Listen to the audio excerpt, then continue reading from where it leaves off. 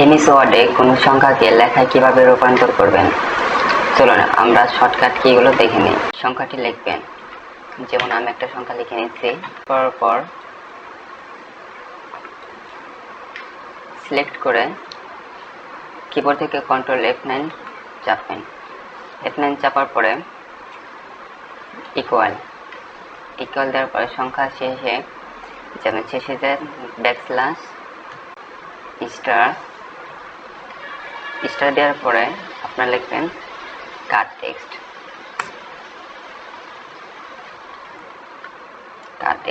Text লেখার পরে আপনার মাউসের রাইট বাটনে ক্লিক করবেন। রাইট বাটনে ক্লিক করে আপনারা এখানে দেবেন আপডেট ফিল্ড দেওয়ার সাথে সাথে দেখেন আমাদের সংখ্যা থেকে লেখা রূপান্তর হয়ে গেছে।